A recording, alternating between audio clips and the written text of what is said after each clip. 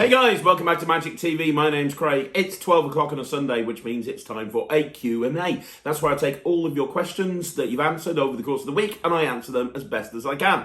So first of all, thank you very much for everybody that said nice things about the hows and whys of the Rubik's Cubes that I put up last week. Really appreciate it. It was a really tough one to put together. I wanted to try and cover everything as succinctly as I could. It's a question that's come up over and over again on the channel, so for everyone that liked it, I really appreciate it. Today, we're back to the normal Q&A format, so I'm going to be going all through the questions for the last 2 weeks. Don't forget, if you have a question for me, leave them in the comments to this video. If you put them anywhere else, there's a very good chance I might not be able to see them. So make sure you leave it in the comments to this video, and I will get to it next week. If I've missed it, I'm very sorry. Please ask it again. There's some amazing questions this week. As you know, when I do a Q&A, I give a very quick glance at them just before I start filming, but I don't really know what the question is until I actually turn the camera on. I've had a quick glance. Some of the questions look absolutely amazing. So without further ado, let's start answering your questions from the last 2 weeks. Okay, so the first question is by Rob Magic. Hey, Rob Magic 101 actually. Hey, Rob Magic 101. Amazing content as usual. Thank you very much. But I don't know if this has been asked before, and I don't know if you've answered it, but I know you asked this in your Talk Magic to your guests. What's your origin story for getting into magic? Well, one day I'll tell the whole story, but I'll very briefly give you the brief kind of way that I got into magic, and mine isn't the normal story. So I didn't get into magic when an uncle pulled a coin from behind my ear. In fact, to be honest, I didn't really kind of enjoy watching magic. It wasn't something that I was particularly interested in. I didn't hate it or anything, but as a kid, magic didn't really float my boat. I wouldn't be sitting there waiting for Paul Daniels to come on a Saturday night. That just wasn't my thing. However, I was into entertainment. I was into performing, and I got into magic when I was 18 years old. So I was working at Butlins as a redcoat. And if you don't know what Butlins is, it's like a holiday camp for basically people in the UK that go to have family holidays, and the redcoats are the people that deliver all the entertainment there. And I was a redcoat there, and while I was there, I met a magician, and his name was Ulysses, and he had a residency there. He was there every single week, and I fell in love, not with him, with magic, because I kind of watched him and I was absolutely blown away with the stuff he was doing. I still remember the stuff he was doing to this day, and I really kind of got into magic.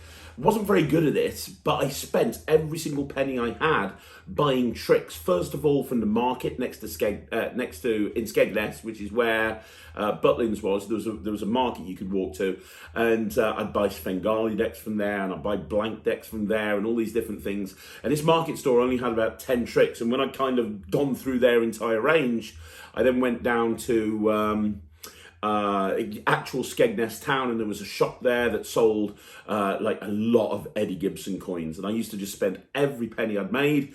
All of my wages were just spent on coin gaffs and things like that. So I came away after a summer season with a whole bunch of magic. I mean, tons of this stuff, right? I came away with absolutely everything. I had so much magic, but I wasn't very good at it. I just kind of bought it, and it was a toy, and I'd learn it, but I wouldn't actually try and learn to perform it. But I really loved magic, so I blagged my way into a job in a joke box. It was called what was it called? Green's Joke and Stage Shop, near where I lived with my parents in Bloxwich, and I was going to college. And while I was going to college, I was demming in this shop, demming magic tricks, and there's a whole story there, which we'll get to in a bit. But one of the customers that came in to that shop and was coming in, I think, for some fancy dress stuff, and I showed them a magic trick, and they got interested in magic, and they were coming back every single week, was Chris Congreve. So I'm responsible for Chris Congreve getting into magic. But I was never really good. I wasn't a performer.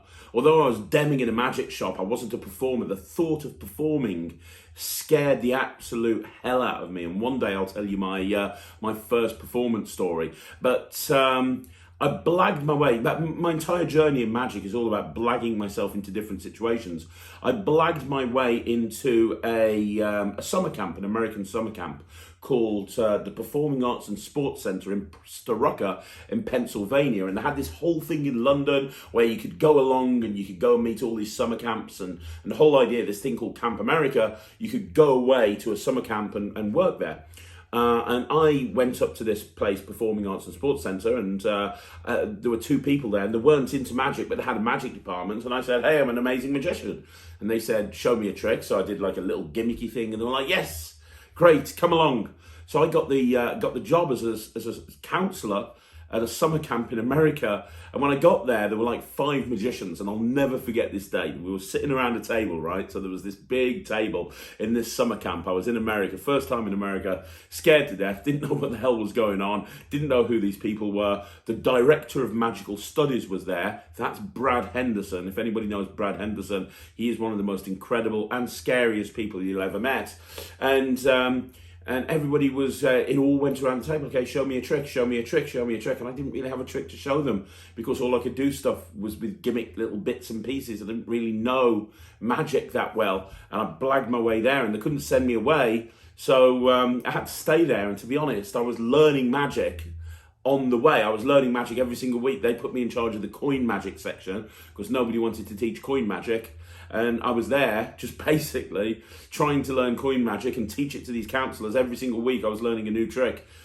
It was insane. It was absolutely crazy. There's a glimpse at my origin story. Basically, my entire life in magic is blagging my way into one situation after another, after another. So it's not your normal origin story, but it's it's how I kind of got started in this wonderful industry. So I'll flesh that out at some point, but that gives you a kind of a sneak peek. Right, so the next question is from F. Tilliam. Hey, F. Tilliam. With regards to future content ideas, I love the video where you did a voiceover analysis of one of your live performances. I'd like to see more of that, perhaps focusing on angles and misdirection, as well as what you might have done wrong and would do differently. Absolutely.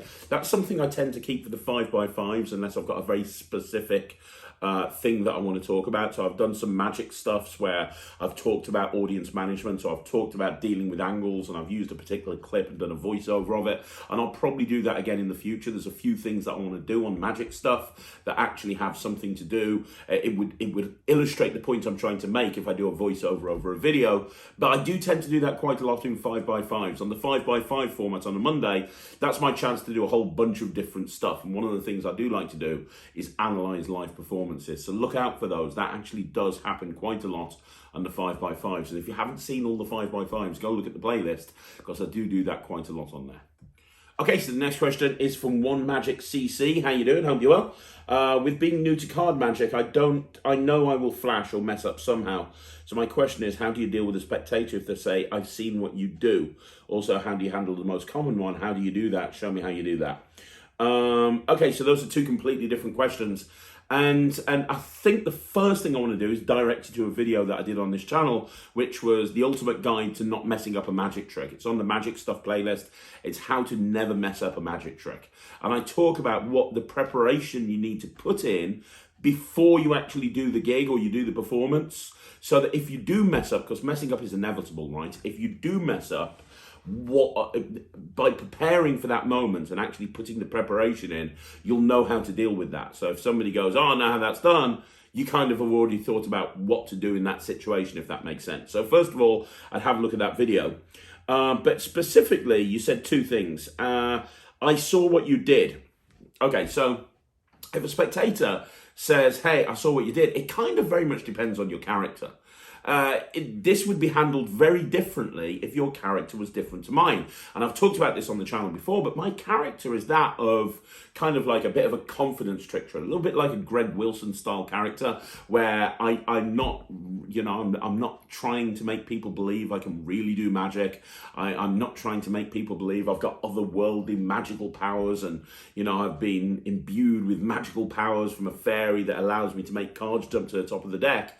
I just openly say, I'm not doing magic. All I'm doing is cheating with style. And because that's my character, I can get away with stuff. If somebody says, I saw what you did, I'll go, yeah, so did I, well done. because you don't want to make a big deal of it, especially if you're in a gigging situation. Because if you challenge the spectator, because the sort of spectator that goes, oh, I saw what you did there. If you challenge the spectator and go, well, no, you didn't, they're now going to you're now getting into kind of an argument. You're kind of locked in this battle that neither you or the spectator can win, which isn't a good situation to be in when you're there as an entertainer and you're paid to entertain, and now you're in this conflict. So the way to deal with it is, I saw what you did there. Yeah, cool, so did I. Well done. Good job. Now, what are they going to do in that situation? But I saw what you did. Yeah, great, cool, well done, good job. Shall we move on? That's just the best way to deal with it. But you have to have the right character as a performer. But that's the best way to deal with it, because it defuses everything immediately. And if they carry on and they go, well, you turned 2 cards over. Yeah, sorry, it's not real magic. Sorry, I'm just here, just showing people tricks, and that's what I'm trying to do. Hey, chill out. Don't make so much of a big deal of it. It's just card tricks. I'm not trying to change the religion.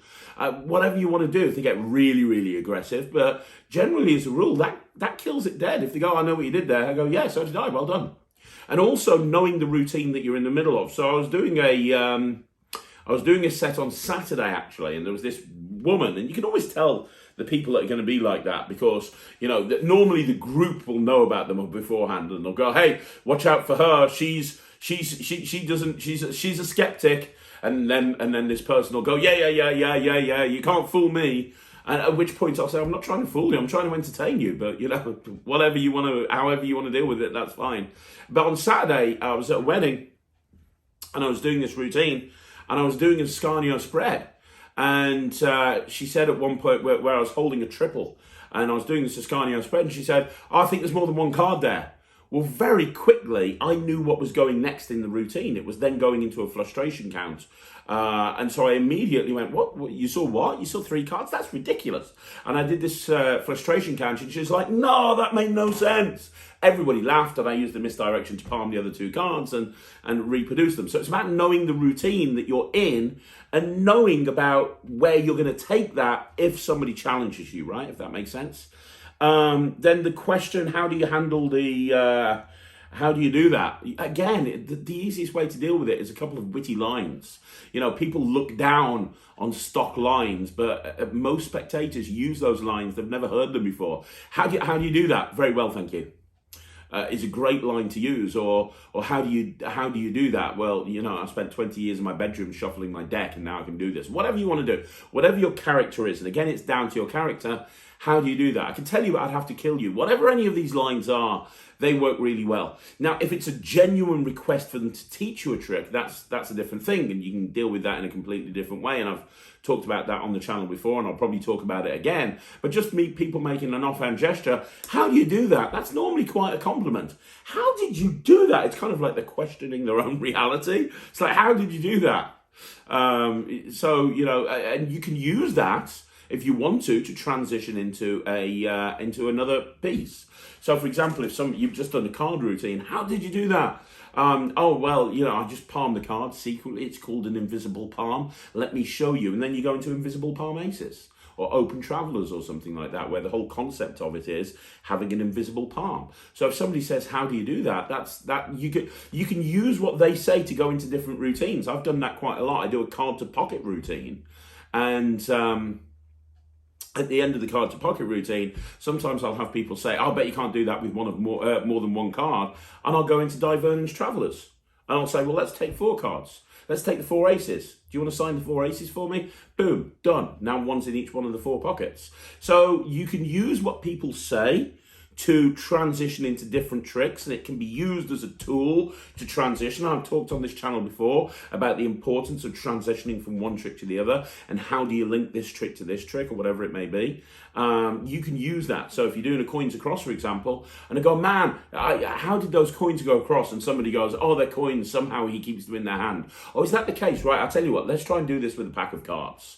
Because cards are huge. There's no way I could do it with cards. Let's see if we can take this to the next level. And now you do cards across, and it's a great way to transition into cards across, But it seems like you're taking requests now and you're doing it because that person's asked you. So listening to the audience and listening to their comments is so important, because it will help you transition from one routine to the other. And don't look at it as a challenge. Don't look at it as people challenging you. Just be a likable person that's, in my case, I like being sort of quick-witted and joking and not taking anything too seriously. And that's the best way to deal with it. So one magic CC, I hope that helped. Okay, so the next question is from Schwartz Magi. And the question is, what do you think about multiplying bottles? Is it good for kid shows? Absolutely, it's great for kid shows. My multiplying bottle set that I use it's like 4 completely different bottles. There's a ketchup bottle and there's a like a Bacardi style bottle. There's 4 different styles of bottle, which adds an extra element to it. But yeah, I mean, multiplying bottles I've done in kids shows for years. I've done it in cabaret shows for years. It's great. My favorite presentation, if you haven't seen it, go and check it out on YouTube. My favorite presentation for multiplying bottles is one that was done on Penn and Teller, Fool Us. It was by, oh my gosh, I can't remember. I cannot remember. It's the guy that did the balloon thing, did the tournament stuff. I want to say Michael Kent. I think it's Michael Kent. But he did an absolutely incredible version of the multiplying bottles, and it was so funny. It was so engaging. Go watch that performance if you haven't, because that is the perfect example of how multiplying bottles can play to a big audience, and it really can. It can really play, and it can really play well. Kids absolutely love it. Because you've got that whole them knowing how things work. So when you've got the bottle and you've got the glass, and they change places and they change back and all of that stuff, and it's amazing. It really is. And then you've got the production of all of the bottles, and you play it right, and you get the tempo right on each production of the bottle. You end up literally bringing the house down with this. So it's well worth looking at. It really, really is. I think that multiplying bottles is a great routine. Okay, so the next question is from Jose Hidalgo. How are you doing? Hope you're well. Can you tell us, if you remember, what were the first tricks that you performed in your first paid gig? How old were you and how did it go? Thanks, have a nice day. Okay, so do you remember the story I told you earlier, my origin story, where I briefly talked about my origin story? Well, when I was working at Green's Joke and Stage Shop, and I worked on and off there for years, all the way through uni, the guy that ran it is a guy called Jim Green, who was a really nice guy. He's passed away now, unfortunately, but he was amazing. And he encouraged me to go out and perform because he saw me demoing in his stop. And basically, how I got the job in Green's Joke and Stage Shop is I never actually... They didn't really do magic. I was desperate to buy magic, and I Googled magic shops. And I didn't back then, actually. I didn't Google it, but there was no Google. I researched into magic shops, and I realised there was nothing nearby where I lived, but there was a joke and stage shop. So I thought, well, maybe they're going to have magic. So I went in there, and there was a tiny little magic section, but he didn't know what anything was. And there was some Eddie Gibson stuff. He just bought some stuff in, but he didn't know what to do with it. So I was like, well, you really need to show this to people and then they buy it. I'll demo it for you. And he was like, okay, well, there's the stuff, learn it. So what I would do is I would come in after college, and I would go there and I would spend hours just taking the stuff out, going into the room at the back, and just learning this stuff, just learning it all. And then every weekend I'd be demoing this stuff, and then he'd have me in the week demoing it as well. And it was so good. And I was always scared of performing, and he knew that. But I had no problem demoing to people when they came in the shop. And he said, you really should learn to perform, and you really should go out there performing. You really should. And he had a Rotary Club. He was part of a Rotary Club, Rotary International. And he said, look, why don't you come along as my guest to the Rotary Club? And you can do a show there. And you can do like a 45-minute show there. And you can work up to putting this show together that you can do for my Rotary Club. There'll be about 30 people, and you can do some of your close-up stuff, and you can do some of your bigger stuff. Why don't you do that? And I was like, oh, okay then. I was so scared. I was so nervous. I was such a scared performer. The thought of performing magic scared the absolute crap out of me, to be perfectly honest. So I went to this gig, and because it was the Rotary Club, I had to have a meal with everybody first of all, and I was there as the speaker. So then they invited me up to speak, and I was there ready to do my thing. And I planned this whole thing, and I planned some bigger stuff first of all, because I was really into kind of like bigger props and prop-based magic, and then some card work and some coin work afterwards, some close-up stuff afterwards. And I thought doing the bigger stuff would make me less nervous and stop my hands shaking, so that when I did the close-up stuff, everything would go a little bit smoother. I have a videotape somewhere of this performance because Jim videoed it on an old video VHS tape thing, and I've still got it somewhere. I'll have to find it and convert it and get it up on YouTube, because you guys will laugh your ass off at this. You can see that I'm becoming more and more pale through the performance. Like I was so petrified. I was literally turning white as a sheet. And the guy that's videoing it, they were all kind of behind the camera, a lot of them were. You could hear them having a conversation at one point. I think Craig's going to faint. Do you think he's going to faint? Is he going to faint? I think he's going to faint. Like, I looked like I was going to faint. Everything was going wrong. I was so nervous. And I had no control over the audience at all. I was doing this arm chopper thing. I was doing an actual arm chopper routine, and I bought celery along to put in the arm chopper to chop through it first of all. And all you could hear were members of the audience chomping on this celery, and nobody was reacting to the magic. And that just, it was going terribly for about 25 minutes. And I did at one point, I was thinking, right, I'm going to call it a day. I'm going to cut it short. And then it got to the point where I was going to go into the close-up stuff, and I was like, look, I'll do one close-up routine, and then I'll stop it. And I sat down at a table, and I got my little close-up pad out, and I did this close-up trick, and immediately it grabbed everyone's attention. I'm like, wow. So then I did another close-up trick, and I remember, I can't remember what I did now, to be honest. I know I did a matrix. I did an ace assembly. There was definitely an ace assembly in there. I think there was like an open traveler's style thing in there. It was all very classical magic, sort of very on the table classical magic. I'm fairly sure there was a Nikito book stuff thing there. And that's the stuff that I was really kind of confident with and stuff I was really good with. And everybody, you could see, you could hear that the audience completely changed, and now they were engrossed. And when I came out of that performance, it made me realize that I wanted to do close-up magic.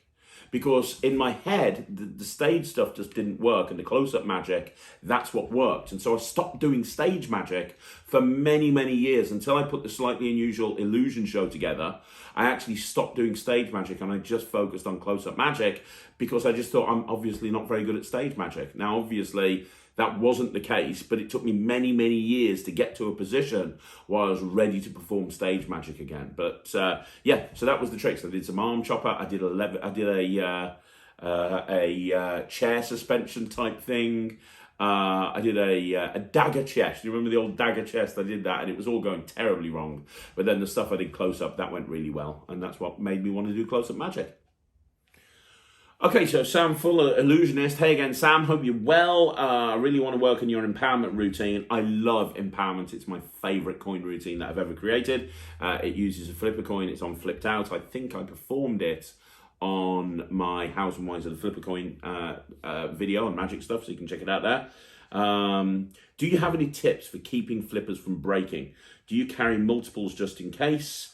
Opinion on Mark Mason's next generation flipper. So first of all, Mark's flipper's great. I still say that Ronald Davis and James Schoolcraft are the best. Todd Lassen would be in that list, but obviously he's no longer with us. Rest in peace. But Mark's is right up there and way better than some of the off-the-shelf versions. So yeah, Mark's is good. It's really, really good, and I've got a few of them. But if the budget can stretch, go for Jamie's. So what's the next question? Any tips for keeping them from breaking? You just change. Don't wait for the band. Even with the next generation flippers, the band is going to break eventually. I've had the band break. Don't wait for the band to break. When you fit, you can tell when a band is getting loose. You can tell when you work with flippers enough. You can tell when you kind of think, right, okay, this is nearing the end of its life. At that point, just take it apart and replace it before it does break. Don't be the person that goes out there and it breaks in performance because you could have changed it a little while ago. Get yourself into a habit that maybe once every 2 or 3 weeks, you change the band in your flipper. And yeah, I have numerous flippers. I probably take 5 or 6 flippers with me to a gig. Normally $half flippers and dollar flippers. I've got a whole stack load of flippers that I take with me, which is fine. And that's not a problem at all. But the key thing with the flippers is you want to make sure, like I say, just make sure that you're changing the band regularly and work with them a lot. Practice with the flipper a lot, because you will be able to tell when it's close to breaking, and always make sure that you've got an out. Because if it does break, you want to kind of think to yourself ahead of time, what are you going to do about this? How are you going to cover it? And there are ways that you can cover it, and I talked about that on the Flipper Coin thing on magic stuff, so I'm not going to talk about that now, but there are ways to cover this. Okay, so think about this beforehand. How would you and your character cover it if the flipper coin breaks? In reality, a flipper coin has hardly ever broken on me in a performance, but every time it has, I've covered it. But yeah, I mean, that's all I can tell you. Yeah, take a couple of flippers with you. When you take your flipper out, just check it before you start performing. If it feels a bit loose, grab your backup flipper, and then when you get home, change that band. But make sure you keep changing the band regularly. That's the biggest piece of advice that I can give you that I don't see many people doing. Okay, so I've had several people say to me they love the idea of having like a show put together where I take the routines that I've been, or I take the tricks that I've been reviewing over the last few weeks and months, and I talk about how they're actually going in a gigging situation. And that's something that I'm going to do. It's not going to be a regular weekly thing because it's going to take a long time to put together, but I'm actually doing that right now. I'm starting to collate the video footage of me at live gigs, because I think if I'm going to do this, I want to have live performance of me performing the gig. I want to have live performance and be performing the routine at a gig, so I can kind of give you guys a frame of reference, so I can say, well, here's the review that we gave it. Let me now show you what it was like at a gig. Now let's talk about the differences between how I thought it would go and how it did actually go. So I'm actually putting that footage together. If you haven't followed me on Instagram, please do so, because I do a lot of performance videos on Instagram all of the time. So if you like seeing the sort of live performance videos, go check out my Instagram channel, and you'll see that I posted a picture of 2 kids holding a celebrity the other day. Man, I love celebrity. I did it at that wedding for the first time, for the second time, third time, I don't know. But it killed, like absolutely killed. The reactions are off the shelf, and I got some video footage of that. So I'm just getting video footage of some of the routines that I've reviewed, and then I can put this whole show together. I mean, I'm aiming for one to come out every single month.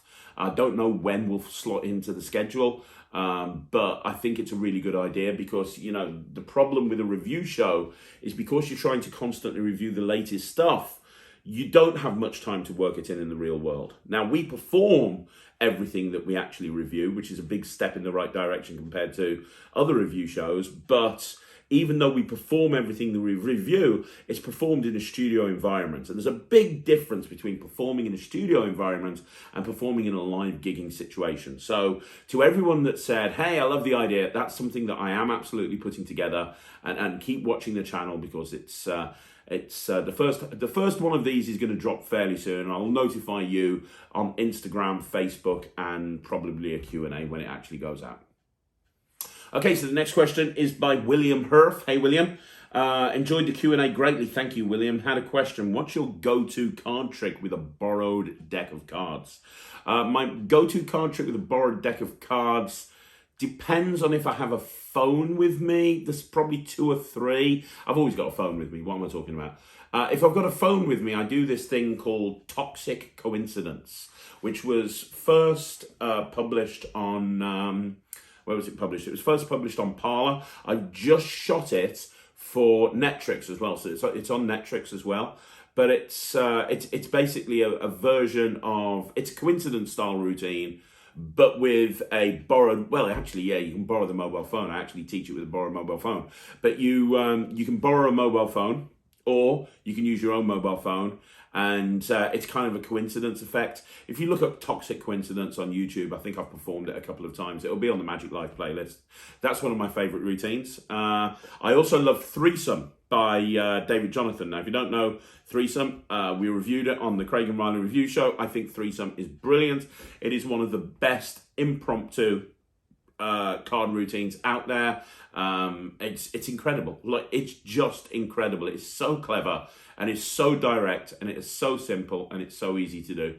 And then the other thing I would say is I do this thing called Double Sandwich, which I originally published on Locked in a Room Without Coins, I believe it is. And I've uploaded a massively updated version onto Elastrix, but it's basically a sandwich routine with a kicker, and there's a whole bunch of stuff in there. I love doing that, and if I do that, I'll probably do like an ace production. And if I am going to do an ace production, here's one more for you. Rockish Triumph, which is my Triumph routine that I originally put on Slim. I've performed that on the channel a few times. I love that because it's a regular shuffled deck of cards in use. You do a really clean Triumph and you end up with a 4-of-a-kind production, which is great because then you can go into any other 4-of-a-kind routine you want to without having to actually take those cards out the deck. But you could have done it from a shuffled deck of cards in use. So it's a really cool way of producing a 4-of-a-kind at the end of a Triumph. So those 4 routines, I think, are probably my go-to if I was handed a deck of cards and told, hey, perform something for me, monkey boy. That's probably what I'd go for. So the next question is by Magic Elliot. How you doing, buddy? Here's my question. Are you a fan of the Elastrix books for learning band magic? I've got a couple of them. I've not really spent too much time studying them. I have to be honest, with rubber band magic, it's one of those things. And now I've said on this channel before, I'm a huge fan of books. I am. I absolutely love reading books. I've got a very big library. But I always struggle learning rubber band magic from books. And I think because the finger placement of rubber band magic is so important. If you've got that rubber band or that elastic band literally 1 inch in the wrong direction, the whole thing isn't going to work. So I actually prefer to learn rubber band magic from a video, which is why Joe Rindfleisch's videos that he's been putting up on Penguin, he's got so many different downloads now. That's a god save. It's a lifesaver for me because that's a great way. First of all, Joe is a great teacher of rubber band magic and elastic band magic. He knows how to teach that genre. Nobody has been doing it as long as him. But other than maybe Dan Harlan, but he teaches it really, really well, and it's not overwhelming because it's downloads. It's about one particular thing, and you get that down, and then you go into another download. So, in all honesty, I know those books are classics, but if I'm going to learn rubber band magic, a lot of the time I prefer to learn it from a download. Not that I'm a visual learner by any stretch of the imagination, but I just tend to find that rubber band magic is easier to learn visually than it is learning from a book. Okay, so we've got lots of questions about Visible. So we've got, lots of questions about Visible. So first of all, for everybody that's commented and said really nice things about Visible, thank you very much. I have to say, one of the reasons that I think so many people are interested in the project is because of the work that D. Christopher and the team at 1914 have put together on the project, and specifically the trailer. The trailer is an absolute work of art. I think he's done a great job with that. I remember going to D and we were sitting down together, and I said to him, we were talking about working with each other, which I'd wanted to do for a while because I've been a big fan of D for ages. This is a guy who many, many years ago, when I was on the Wizard Product Review at a lads convention, he made me up to look like this whole goth character with dark hair and eyeliner and everything. It was hilarious. I've known D for a very, very long time. And I've wanted to work with him for a very, very long time. And when we sat down and we talked about different things that we could work on, we had this whole idea of this reimagined or remixed classics. And when we were talking about this, the first thing, obviously, we thought of was the Invisible Deck, because I've been using the Invisible Deck for so many years. And there's so many different things that I do with an Invisible Deck. And it's one of those props that everybody uses, and they all use exactly the same way. And if anybody here is watching this and has been watching this channel for any period of time, and I'm guessing you are if you're watching this Q&A and you're this far in, one thing that you'll know is that I am a massive, massive, massive fan of trying to make sure that people are as original as possible. So when you buy a trick, don't just do the off-the-shelf thing. You know, you must have noticed that with my reviews by now. When I review a product, a lot of the time I'll look at it and I'll go, well, how can I make that my own? How can I, and it might just be as simply as changing a move so the move's more natural to me. Michael Rubenstein noticed this. When I performed Migrate, I changed a couple of the moves. Just ever so slightly. I don't think anybody who would have watched my performance would have known that. And I saw Michael post and say, hey, this is Craig's performance of Migrate. He changed it, but I'm a big fan of people changing the routines and making it more their own. And that's absolutely what I do. Not just the moves, though. I'll change the presentation. Think about Four Jokers by Bernard Billis. I completely changed the presentation because for me, the presentation was kind of weak with that routine. It was a good routine, but it needed a better presentation. Even this Wednesday, when I looked at the N5, which isn't a great trick to be honest, but you know, I added in some extra phases. So I always like to make tricks our own, and I think that's really important. And I see so many people both at gigs, and I've worked on multi-man gigs and they do this, and I've seen so many people on the internet and they do the invisible deck exactly the same way every single time. Everybody does it the same way, and that's the problem with that is when you do the same thing every single time, you're not being unique. So for me, I love taking a prop and really kind of going, well, okay, this is good, but how can we now take this to the next level, if that kind of makes sense? And that's where the Visible project came from. Me and Dee both decided, and Jack and Lewis, we all decided that Visible would be the best one to lead with first of all, because there's so many different things that people could be doing with Invisible Deck and haven't done with an Invisible Deck. So that's where the whole thing came about. First of all, if you haven't already seen it, I did an interview with Luke Dancy on Murphy's Magic. It's up on YouTube, and Luke asked me a lot of questions about Visible. So if you haven't seen that, go and check out the interview with Luke.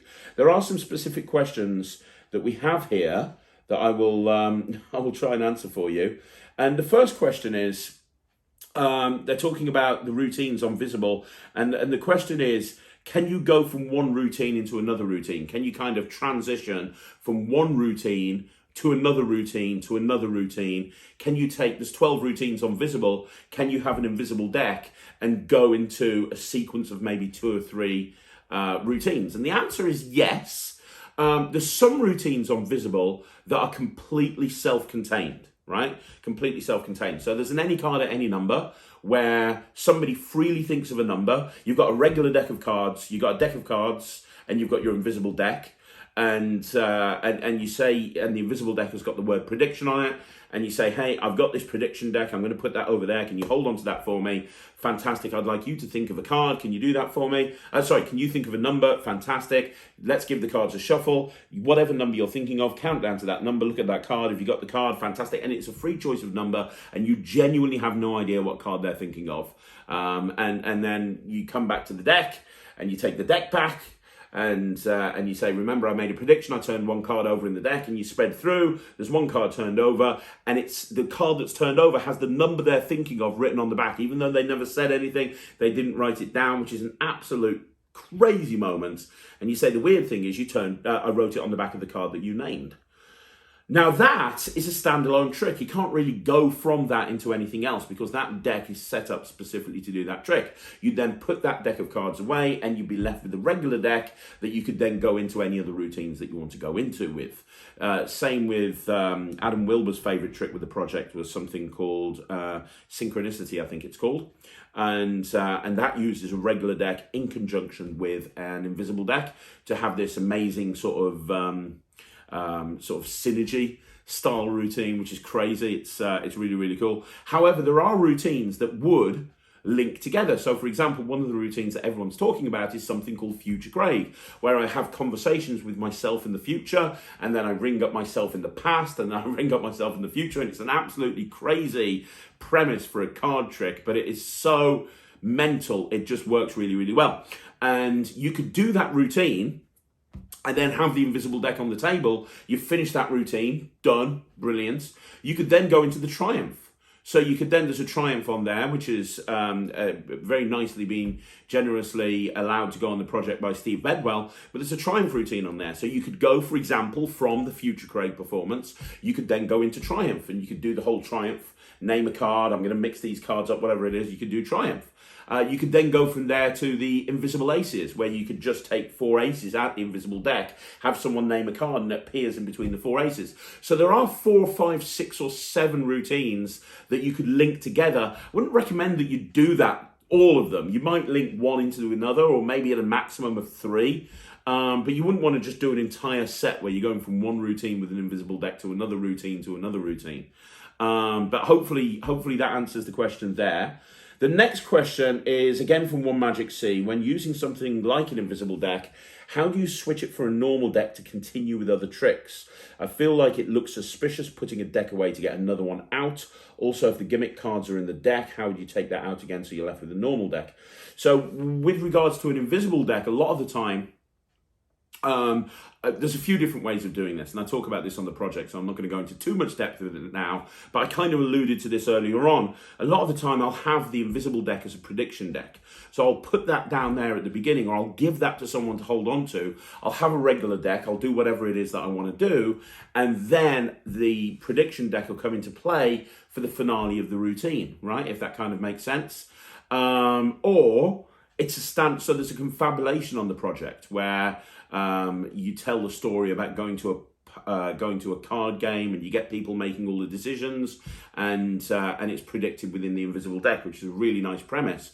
That is openly set up as a prediction, so it says on the box prediction, and the whole thing is I've predicted something inside this deck, so you have a reason to put it away afterwards. Now, if you're wanting to switch an invisible deck in and out in the middle of a performance, the easiest way to do that is to switch it as a case deck. And I'll talk about this on the project briefly. But for example, let's say you've got the invisible deck over here and you've maybe done a couple of card tricks. Have a reason for going into your pocket for something else. So it could be simply a case of you need another prop for this particular trick. So for example, you might need, if you're going to do the Triumph, you need a paper bag. So you might have the paper bag in your inside pocket, you body turn to the left, you're holding the cased regular deck, you go into your pocket, turn slightly to the left, they can't see this hand switches the deck as you bring out the paper bag. You've now switched the invisible deck in play, right? If that kind of makes sense. Or just openly go into the pocket. So it might be that you've got the deck that you've done a trick with, you go into your pocket and you bring out a coin. You switch the deck at that point, you do something with the coin, whatever it may be, the coin disappears and now you've got the invisible deck. So there's a lot of ways. The best way to switch the deck is on the offbeat. Switch it on the offbeat, if that kind of makes sense. Use misdirection, but it's very easy to do that, and I talk about that on the project. The next question that's come up is, why is it a pre-sale? Well, the reason it's a pre-sale is because it allows, it wasn't my decision, it's not 1914's decision, as far as I'm aware, it's Murphy's decision, and it allows magic dealers, because obviously there's a lot of magic shops, some are smaller than others, some are bigger, some are smaller. It allows the magic shops all around the world to kind of gauge how popular a trick's going to be before they actually get the stock in. Which is really important, because what that does is that means that they're not going to have like tons of stock on their shelves that people aren't interested in, if that kind of makes sense. So that's why a pre-sale is there, and it's not like a long pre-sale, it's just over a week. When you're reading this or watching this, Visible will be shipping out tomorrow. So it's not really too much of an issue. I think it's just over a week. The next question you got is, can you get a download only version? The thing is, a lot of people have said, I've already got an invisible deck, can I just get the download? Because Visible comes with 2 decks. It comes with a red deck and a blue deck. They're invisible decks that are done to my specifications. They are absolutely amazing. And then you also get the download, and it's £30 or $40 or something like that. The reason why we're not doing it as a download, and I don't think 1914 will, but if they do, they won't change the price. Look at it as the decks are given away for free. Because the thing is, if you think about this, this is a 4.5 hour project. All of my favourite routines that I've been doing for 10 years with an invisible deck. I think £30 is a fairly fair price to pay. You know, I see all the stuff that's coming out these days. People will bring something out with one cheap ass gimmick and it's like 40 or 50 pounds. For a 10-minute download that explains how to use this gimmick. This is a 4.5 hour project and 12 routines, all of which are really, really explained in depth. And it's a masterclass on the invisible deck. We go into how to use an invisible deck, how to make sure that you don't have to worry about the maths or memory work with an invisible deck, how to handle it, the classic presentation. We go through absolutely everything. If it didn't come with decks of cards, it's still a really good price. We threw the cards in for free because a lot of the routines, not all of them, I think there's 3 or 4 routines, they use a special setup that you could only use for that routine. And what we found from people who saw the project before it was officially released, what they would do is they would watch the project and then they'd go off and buy 4 invisible decks because they want to make up the various different routines on there, right? So we give you a couple of invisible decks. So if it's a routine that you really like, you can start making it up and you can do it immediately. My friend James Samuels, who's not seen the project yet, I don't think, but I lectured on a couple of the routines on Visible a few months ago on a Zoom lecture, and he was there on that Zoom lecture when I lectured on one of the routines, and he's been using it ever since. And he went and bought like 10 or 12 invisible decks to make, because he wanted lots of different versions of this particular routine on there. It's the celebrity prediction. So that's why you've got 2 decks, so that you're not frustrated. Oh, I want to do that routine. Oh, now I'm going to have to buy an invisible deck, if that kind of makes sense. But even if you've got 1 million invisible decks, a lot of the time people have problems with invisible decks because they can't handle them properly. These decks are exactly, in my opinion, how an invisible deck should handle. So I'm giving you what I feel to be the right invisible deck. So that's the other reason for it. So for those people who are saying, can you get a download-only version? It's the same price. I don't think 1914 are going to go down that route. But my attitude is, if you really don't want the invisible decks, just sell them, for a couple of quid off on a magic selling site and just have the download, because the price would be the same whether the decks were included or not, if that makes sense. So there you go. I think that's covered most of the questions that people have for Visible. I answered a load of other questions with Luke Dancy, so you can check that out on the Murphy's Magic YouTube channel. But if you've got any other questions for Visible, let me know and I'll answer them next week for you. Right, the next question is from Matty Mediocrity, and the question is, could you please recommend a welcoming online magic community where people are happy to have detailed discussions regarding things like sourcing, card control, scripting, open dialogue regarding what kind of percentage creators look for when releasing physical products to a major company? I'm not on Facebook. I'd prefer to keep it that way as to the amount of companies stealing my data to a minimum, but if that's where I've got to go, I'll sign up. Thanks. Right, okay, so there are a couple of really good Facebook pages. I really recommend the Magician's Advice podcast. I sponsor their podcast. I think it's a great podcast. They have their own Facebook group, and it's a really good Facebook group that you can go and be a part of. It's very well moderated, but nobody ever argues. That's a really good group that you can be a part of. When Netrix launches, we're going to have our own Facebook page, our own Facebook group for Netrix, where we can discuss the stuff that's happening on Magic TV and also stuff that's happening on Netrix. So when that launches, I'd recommend going on that one, but then again, I am biased. Where else? Okay, so not the Magic Cafe. Not really. I'm trying to think if there's anywhere else that you can go.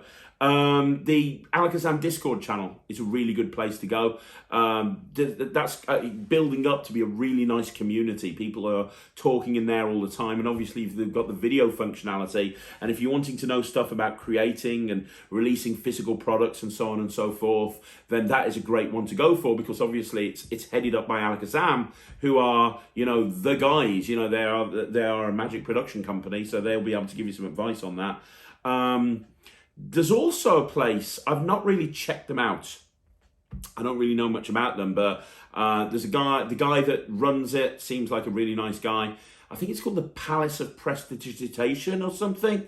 and they've got their own sort of community. I'm not a member of it, but everybody I've spoken to speaks highly of it.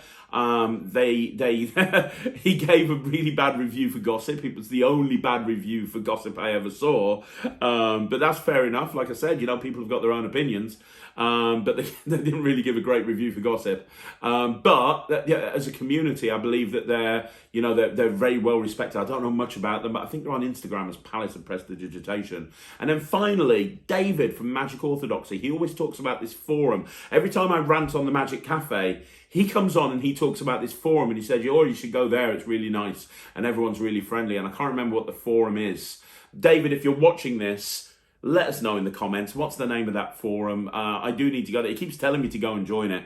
I don't have much time to go on the various forums, and when I do, I normally see something that annoys the hell out of me. So when I'm struggling to think of a rant, I'll normally just go on a Facebook group, and within 5 minutes, I've got like 5 different topics for a rant. But I can't remember, David. You're going to have to let me know in the comments down below. And the other place, which is really nice, is Magic Bunny. Everyone forgets about Magic Bunny. It's kind of like the old abandoned hotel now, but it's still running. It's still running. There's still a discussion forum there, and people still post in there. I remember when I first got into Magic, Magic Bunny was the place to be. It was like up there with the Magic Cafe, and then what's happened is with the onset of Facebook, Magic Cafe has somehow managed to continue to be up there, while Magic Bunny has gone down there. But I still post on Magic Bunny occasionally, and there's some really interesting people on there and some really great discussions. So you should go on Magic Bunny if you even if it's just in the library. There's something. They've got a library section, and when I first started creating magic, all of my creations I used to write up and put in the library.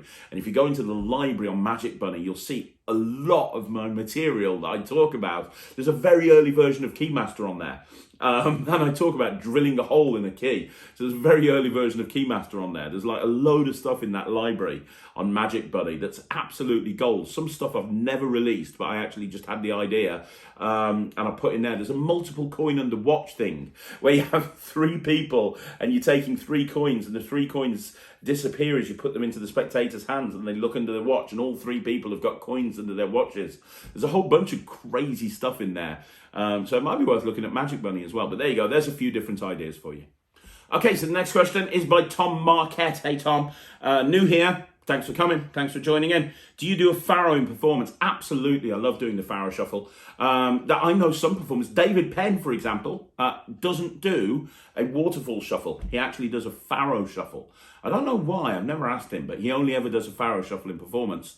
When he's out gigging. I love doing the faro shuffle. I think that laymen find it more impressive, especially if you do that last bit with one hand.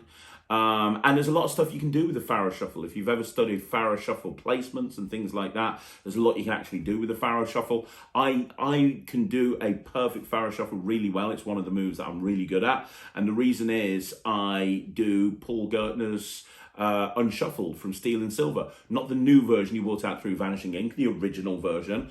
And I remember watching him perform that, being absolutely blown away and thinking to myself, I want to learn how to do that. And I did, and I love it as I love the original version, but I also I vary it up for brides and grooms, and I'll have the bride and groom's name written on the side of the cards and a whole bunch of different stuff like that. So I love Unshuffled, and that obviously requires a couple of perfect faro shuffles.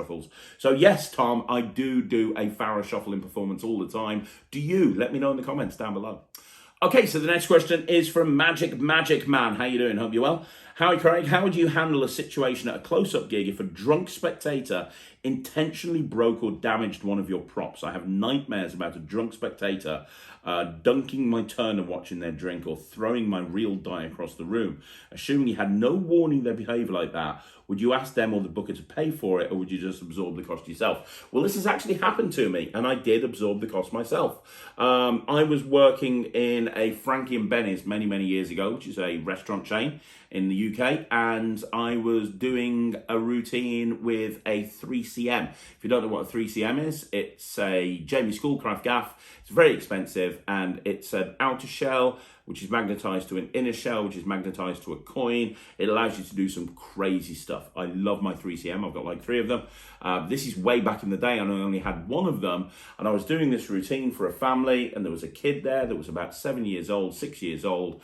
And I was just doing this thing where I was producing this coin at the tips of my fingers. And this kid, before I could stop him, reached over, grabbed the coin, and threw it across the crowded restaurants. I just heard it clunk. And I'm like, man, I was doing 6 till 9. I had to stick around until 11 o'clock to find this coin. It took me an hour crawling around on the floor to find the 3 parts to it. And it was absolutely buggered. I just couldn't do anything with it. I couldn't fix it. I tried my absolute best. $350 thrown down the drain. And it just killed me. I was like, oh my God, this is my favorite coin gaff. And also, if you don't know, it takes about 65 years to get a coin like this from Jamie. He's got a massive waiting list. It's not something you can just order another one. And it's also not cheap. But you can't go to the client. You can't go to they're just there in the restaurants. You know, they're just there in the restaurants having a meal. Yeah, their kid threw a coin across the room, and they were like, you can't do that, little Johnny. You know, damn right you can't do that, little Johnny. But you can't turn around to them and go, well, you know, you owe me $350 now. You just can't do that. And you can't turn around to the restaurants and say, well, you know, everyone seems to have enjoyed it tonight. I'm going to add an extra $350 onto the invoice this week because a kid buggered up my coin. You can't do that either. You just kind of have to absorb the costs. Because I can guarantee you turn around to a client and try and bill them for the cost of a prop that's fairly expensive, like a Turner watch, like a real die, like a 3cm, they're just going to turn around and say no, and you haven't really got a leg to stand on. And I don't think it's a high enough price to deal with like public liability insurance or anything like that. So I just absorbed the cost, and I just learned my lesson, and I was a lot more attentive, and something like that has never happened again. But you know, looking back at it, I don't think I did anything wrong. I just produced a coin, and he just grabbed the coin while I was just kind of like getting ready for the next move. I don't think there's anything I could have done. I think you just have to accept that this sort of thing is going to happen at some point, and it's just a cost that you need to absorb. Okay, so the next question is by Grok Magician, and Grok says, I teach beginner magic to children. These are the books I've gotten ideas out of, and he's got a long list here. Cyclopedia of Magic, a complete course by Mark Wilson. Magic for Dummies by David Progue. Art of Teaching Magic to Children by Daniel Lyons. Practical Encyclopedia of Magic by Nicholas Einhorn. Self-Working Table Magic by Carl Forbes. Magic for the complete course by Joshua J. Big Magic for Little Hands by Joshua J. Can you please recommend some more books or DVDs that I could use? Man, wow. Look, the only other thing that I'd recommend, I mean, you've got like a really massive list there. I can't think of anything off the top of my head other than one book, which is Adult Magic by Paul Daniels. You can still find it on eBay and places, but Adult Magic by Paul Daniels has got some incredible stuff in it. Very, very easy to do, especially the impromptu card magic section. There's this thing with an envelope, which I've taught to kids in workshops, and it is so good, where you just take an envelope and you have them deal through a deck, and the envelope has prediction or coincidence on it, and they deal through these cards, and wherever they deal, you open up the envelope and it matches the card that they dealt to. It's actually a really killer sort of open prediction style thing, but it's great to teach for kids if you're kind of going deep with it, and it's not just something you don't want to teach a routine to a kid. Let's say you booked for a half an hour workshop, and you know you don't want to teach it then, but it sounds to me like you're kind of going more in depth with this, and if you are, I kind of look at Adult Magic by Paul Daniels. That's the one that I'd recommend for you. So the next question, and the final question, is by David Blaine. Can you have someone record you performing these tricks whilst out in bars or restaurants? And the answer is yes. I mean, you got to remember, I set this YouTube channel up in the middle of a pandemic, and there was nowhere to perform. When I set this YouTube channel up, I literally couldn't leave my house. So when we started doing the Magic Lives, the only option was to do them to Sarah, do them to Ryland, or do them to Thea. That's literally were the only options. Now the world is starting to open up again. I'm actually going out and gigging quite a lot right now, and I'm getting a lot of performance footage from gigs, and I'm building up the performance footage. Now, it would be almost impossible for me to do, you know, we put a Magic Live up every single day. Like every single day we put a magic live up. It would be very difficult for me it would take hours to go out and perform all the magic lives. Some of them have to be inside the studio. Having said that, I have spoken to Luke and Sarah about going out for like 3 or 4 days a month and getting as much live performance footage as we can for the channel. Now that we're actually allowed to go out and perform again. In lockdown, a place opened up near my office. So I've got my office, and right next to the office, a massive sort of retail park, upscale retail park has opened up with like really swanky restaurants and Starbucks and so on and so forth. So my plan is to walk around there. It's all open doors and outdoors. My plan is to get permission from there. It's 2 minutes away from my office, and walk around there and do some street magic and get some live performances. I want to mix up studio performances with live performances on the Magic Lives. I also want to have more live performances for the review show specials, so that I'm actually, and also for the normal review shows as well, and also for the stuff that I've reviewed, revisiting it and getting live performances of the stuff that we've reviewed. But the other thing that I quite like the idea of is having you guys suggest a trick to me that you think is terrible, and this is a new feature that I'm actually talking about with Sarah. You guys suggest to me a trick that you think is terrible, that hasn't worked for you, and I will learn it, and I'll go out and I'll see if I can get a reaction with it. And then we'll do a voiceover over it afterwards, and I'll talk about what I did, and we'll look at see whether I failed with it or I succeeded with it. So now that the world is opening up, I think there's a lot more opportunities to do stuff like that. And over the coming weeks and months, you're going to see a lot more live performance footage on Magic TV. So yeah, David, that is going to happen. We are going to have a lot of more live performance footage, various different ways, and we'll be using a lot of it on 5x5s, magic stuffs and magic lives, but we'll also be putting up other videos as well. As I say, weird stuff like performing stuff that people don't really rate and stuff like that. So any ideas, let me know in the comments down below. So the final question is from Aaron Wallace. And he talks about the question that I answered a couple of weeks ago about pregnancy announcements. And if you don't remember this, 2 weeks ago on the Q&A, I had the question, how would you announce a pregnancy? And I was like, oh man, I'd have to think about it. I don't know. This is something I might do. And Aaron Wallace has gone, I'd stick a picture of an ultrasound on a card, then instead of revealing their chosen card, reveal that instead, maybe use a wow blank, or you can get hold of one. Well, that happened to me. This happened to me. I went to a gig, I was booked for a gig, and I was doing a cabaret show, sort of an informal parlour stroke cabaret show at the end. And halfway through the close-up before the cabaret show, the guy comes up to me and he says, I love you, you're absolutely amazing. Look, all of our friends and family are here. We've just had the scan. We're pregnant. We want to announce it. Can you do it? And I'm like, dude, this is a big thing, and you've given me no time to think about this. He's like, please, it'd be amazing. Please, can you come up with something? And so I literally, on the spur of the moment, came up with what I was going to do. It was literally a spur of the moment thing, and it brought the house down. And if I'm ever asked to do a pregnancy reveal again, this is what I'm going to do. And it was filmed, which is amazing. So, and that's what I'm talking about, getting more live performance footage. It was filmed. So on 5x5 on Monday, I'm going to actually, 2 of the segments are going to be about this. One of the segments is going to be about what I did and why I did it. And then the second segment is going to be seeing the full live performance of the of the routine that I use to announce their pregnancy. And it's killer. It really is. It brought the house down. I couldn't have ended on anything else because of how it was structured. So look for that. That's going to be Monday. Okay, so on Monday, you're going to see that. So look out for it. So there you go, guys. That is another Q&A in the bag. Thank you very much for asking all the questions. Sometimes people say to me, by the way, they say, why do you occasionally veer from the standard Q&A format? You know, we prefer the standard Q&A format, and it is true that sometimes I veer away from that. So last week I did the Rubik's Cube special. I've done a special on my tattoos in the past.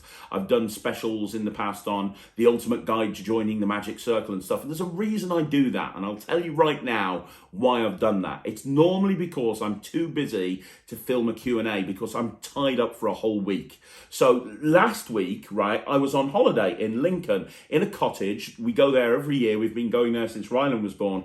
And it's a beautiful cottage in the middle of nowhere, in a farm, with no internet signal at all.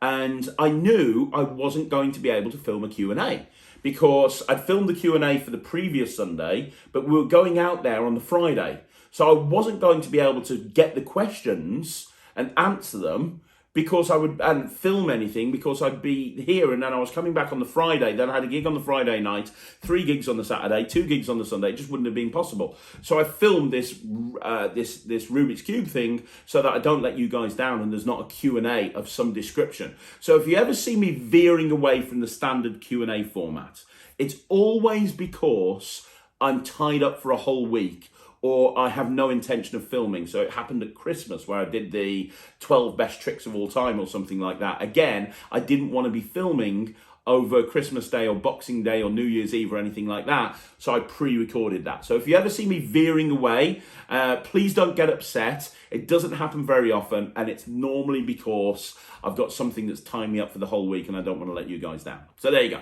Anyway, I'm going to be back to next week. I haven't got anything tying me up, so I know I'm going to be having a normal Q&A next week. So do me a favor, leave a comment down below with your question. I promise you I'll answer it. Leave it in the comments to this video, and let me know in the comments down below what you think. If you want to see more videos like this, like the video, subscribe to the channel, and I'll be back again tomorrow. Let's see, what is it tomorrow? Yes, I'm going to be back this evening actually with a review show special, and then after I've done the review show special on Monday, we're going to have a short at 2 o'clock, a live at 6 o'clock, and then that 5x5 with all the pregnancy stuff on there. So look out for that. Thanks very much for watching. You guys are amazing. Thank you for supporting the channel and for buying Visible. I really appreciate it. My name's Craig from Magic